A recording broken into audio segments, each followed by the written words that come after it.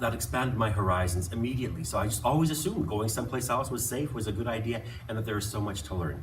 And the second thing that it did is it planted a travel bug. And I was just curious because I'd already seen, as a little kid, I'd seen parts of North America, parts of South America, and not a lot of people had. Yeah.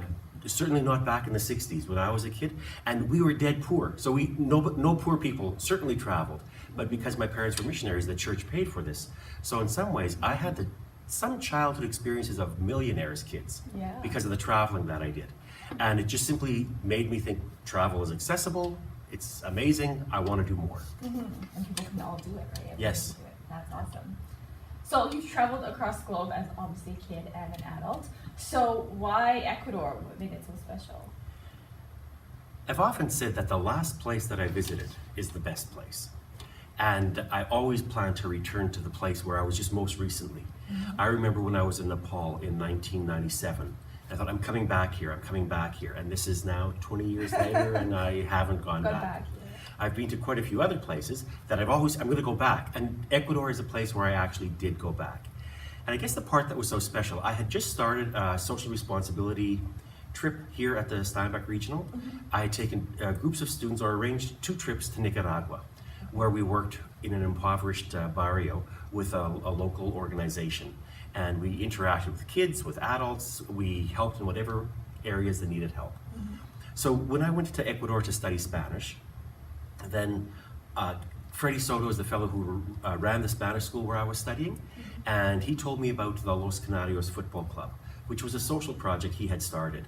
It was an attempt to give kids who were born on the wrong side of town a chance and more positive role models. And when I heard that, I thought, hey, well, that's what we're trying to do with our social responsibility trips. If we came here and we came in summer instead of over spring break, we'd have an extended period, it'd become workable.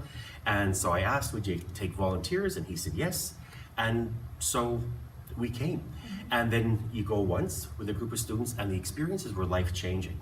And then you go a second time. And you've got connections now. You said, I know these kids from last year, they welcomed us back. The adults in the community started seeing us. The third year, when we arrived, the day we arrived in town, I was walking down the street towards one of the street food vendors for dinner, and a motorcycle came cruising towards me, and I think, uh-oh, now what's gonna happen? The guy braked right beside me and said, got off his bike, are you the fat English teacher from Canada? I guess, yeah. Welcome. And he said, I can see the changes in boys in this town. And this is our third year down. And then as soon as he finished telling me how great he thought the program was, and he didn't have a kid in the program, then the woman at the street vendor, right where we were standing when this whole interaction was taking place, she just was grinning broadly, and she gave me a Texas-sized portion, and she continued where he had left off, saying, we've seen the changes in the boys in town. There are kids they're behaving, they're not getting in trouble, they're doing things, and so receiving that sort of affirmation on day one of our third trip down, and then continuing to build on those experiences because we got to know the same people more and more and more. Because for the first 3 years, we worked with the Los Canarios Football Club throughout. And so we built relationships. And the Villacres family, who were providing us with our noon meal on the 4th year, just before I came, I got an email from Adrian Villacres, the father of the home, and he said, we're having a child. And I knew this was quite something because they had already previously told me that Maria had at least a dozen miscarriages, and it just didn't seem like she could carry a child to term. And the doctors said, don't do it, don't do it, don't do it. But they did, and everything looked good. And then in June, I got an email that their baby had been born, but that was it. Then when we arrived, and then that's always my first stop. I walked into the house, and the grandma, Ida, came out carrying a little baby, put the baby in my arms and said, this is little baby Mark. It was incredible. That's awesome. Yeah, and so I've got a godson in Puerto Lopez. So that gives you some indication of the strength of connection that's being built with some of the locals. It's a second home, it's a second family for me, and it has become incredibly special in these 5 years. That's amazing. So the first year was 2011 with the project. Yes. When did you first meet Freddie? What year? In 2010. Okay, so it was basically the next year Yeah. that it happened. Yes. Yeah. Came very Awesome. quickly. Oh wow. So you kind of touched on this already, but what really inspired you to start the Manitoba to Ecuador project, kind of beyond just Ecuador and connecting Manitoba to it? My parents raised me to believe that life was not just about myself. It was about sharing and interacting, sharing stories and walking alongside, trying to find ways to be a good neighbor.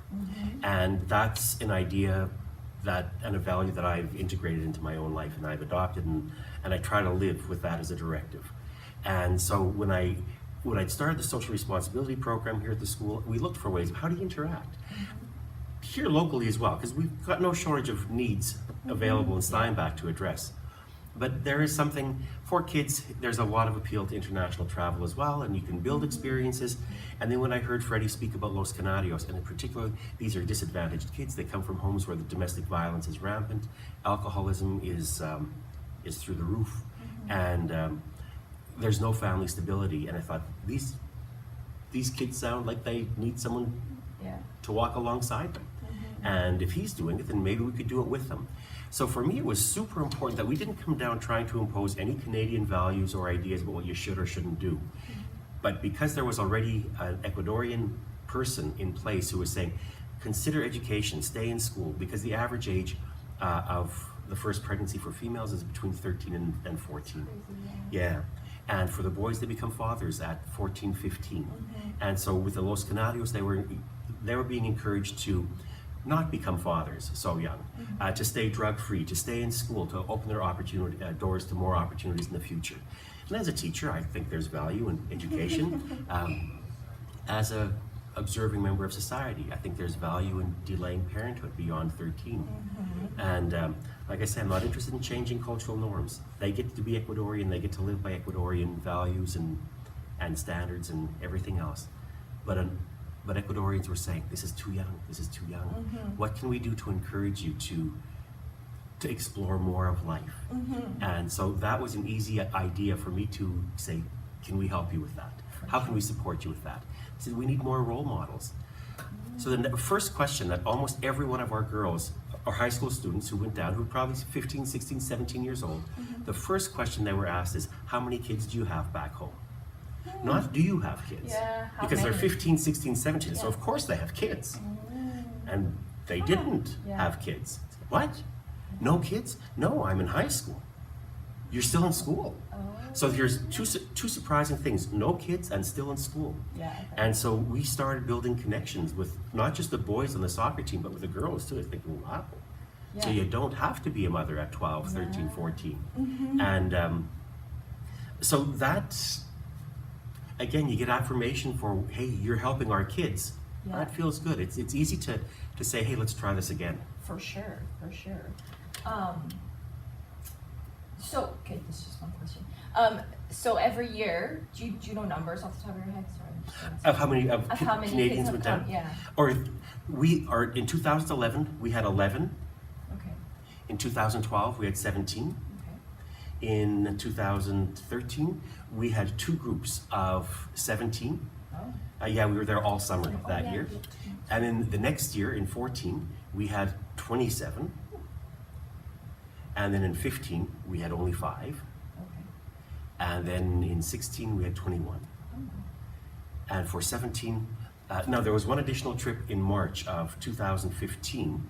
There was a spring trip with two families who had hosted kids in their homes and who'd come down to Ecuador with me. And so there was a group of about 15, two families, the two sort of largest families, and then a few extras who went down. They went down for like a week, or? They went down for 3 weeks. Oh, 3 weeks. And very specifically to do construction, a slight shift, because these guys were construction